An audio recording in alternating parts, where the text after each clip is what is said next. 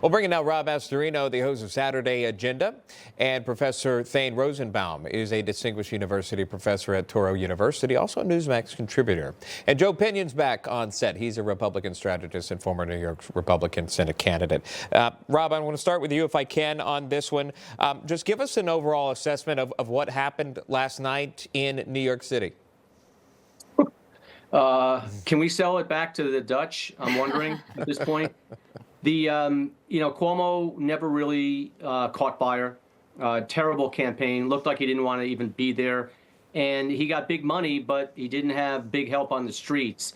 Mamdani, great social media campaign, promised the world, raised a ton of money, and is now going to be the odds-on favorite to win this race. Although it's going to be interesting because with Adams running as an independent and Curtis Sliwa as a Republican, Jim Walden is also there. I don't know if Cuomo continues on.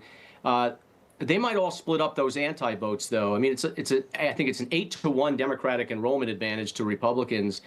But Alvin Bragg also got reelected or renominated by the upper crust Manhattanites who complained about all of the problems that Alvin Bragg unleashed on them with letting every criminal out. So I don't know what the hell is going through the minds of Democrats these days, but it is dangerous and scary. Yeah, sure is. And as a native New Yorker, I'm definitely concerned. And some are arguing that some of Zohran Mamdani's policies are worse than California's. Even the left-leaning New York Times editorial board urged voters not to back him. Thane, I mean, that says something if the New York Times is not willing to go out there on a limb to support him. Well, Krisha, we shouldn't really be surprised. There's been a real breakdown in social order in America, and certainly in blue cities. Look, we have, Americans rooting against America, right? We're seeing now questions about, what Donald Trump did in Iran is problematic for some people. On campuses, what we saw the people cheering, they're not just pro-Palestinian, they're pro-Hamas. What you're seeing today in this primary election is fundamentally anti-American, anti-Western civilization, anti-Semitic. Students on campus are cheering for the Houthis.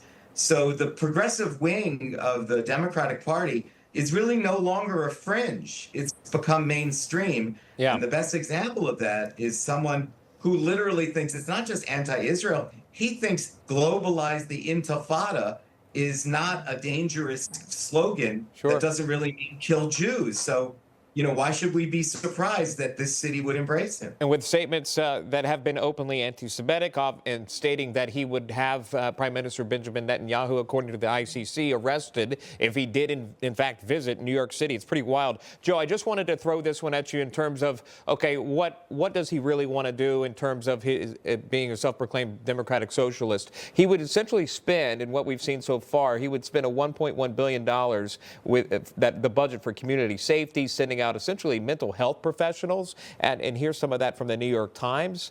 Rather than police officers to scenes of certain emergencies, he would send mental health navigators to subway stations. He'd also, and this is in B04 control room, he wants to tax the rich to pay for $10 billion and propose freebies for New Yorkers by eliminating city bus fares. So that'd be free. Universal free childcare. Don't have to pay for that. City subsidized grocery stores and so much more. But we all know nothing in life is free, Joe. Look, the math is not mathing for the son of the Columbia University professor. And I think this is the reality of politics today, where people can make a lot of promises with other people's money and know that they're never actually going to have to fulfill any of those promises. I want to go back to what Thane is saying, because I just cannot go unstated that the rise of Mamdani is because of anti-Semitism, not in spite of anti-Semitism. It is not a separate issue. It is the fruit of the poisonous tree that was eaten to allow his fledgling campaign to grow.